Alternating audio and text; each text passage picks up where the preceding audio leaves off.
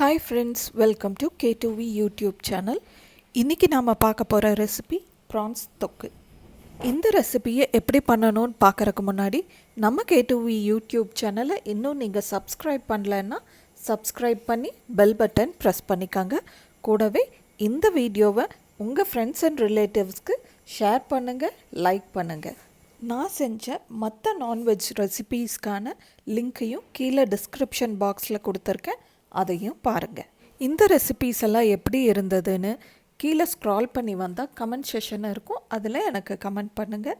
Okay, இப்போ வீடியோக்குள்ளே போகலாம்.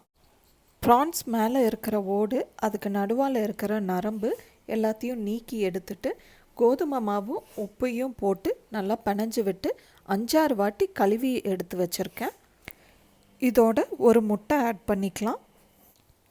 அடுத்ததாக இந்த டிஷ்ஷுக்கு தேவையான அளவு உப்பும் மிளகாய் தூளையும் ஆட் பண்ணிக்கலாம்.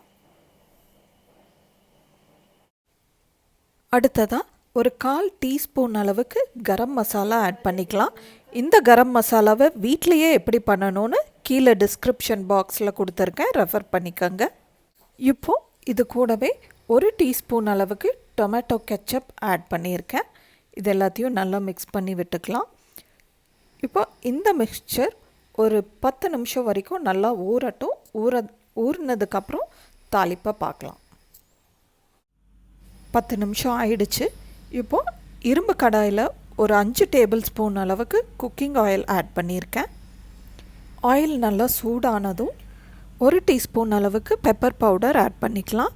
அதோடவே நம்ம கலந்து வச்ச ப்ரான்ஸ் மிக்சரை இதோட ஆட் பண்ணிடலாம். ஆட் பண்ணி நல்லா கலந்து விட்டு ஒரு 10 நிமிஷம் இதை க்ளோஸ் பண்ணி வேக வைக்கணும். இது வேகறதுக்கு தண்ணி எதுவும் ஊற்ற வேண்டியதில்லை, அந்த ப்ரான்ஸ்லேருந்து வர தண்ணியே போதுமானதாக இருக்கும். இப்போ இதை நல்லா கலந்து விட்டு ஒரு லிட் போட்டு ஒரு 10 நிமிஷம் வேக வச்சு எடுத்துடலாம். 10 நிமிஷம் கழித்து லிட்டை ஓப்பன் பண்ணி பார்த்தா ப்ரான்ஸ் எப்படி இருக்கும். இதில் இருக்கிற தண்ணியெல்லாம் வற்றி அந்த நம்ம ஊற்றின எண்ணெய் வெளியில் வர்ற வரைக்கும் இதை அப்படியே ரோஸ்ட் பண்ணிக்கிட்டே இருக்கணும். எண்ணெய் வெளியில் வர்றதுக்கு ஒரு 5 to 10 மினிட்ஸ் எடுக்கும். அது வரைக்கும் ரோஸ்ட் பண்ணால் நம்ம ப்ரான்ஸ் தொக்கு ரெடி. இந்த தொக்கு இட்லி, தோசை, பூரி, சப்பாத்தி, ஒயிட் ரைஸ், ரசம் சாப்பாடு, சாம்பார் சாதம், தயிர் சாதம் எல்லாத்தோடவும் ரொம்ப நல்லாவே மேட்ச் ஆகும். நீங்களும் இந்த ரெசிபியை ட்ரை பண்ணி பாருங்கள். உங்களுக்கு எப்படி வந்ததுன்னு எனக்கு கமெண்ட் பண்ணுங்கள். Okay, bye friends.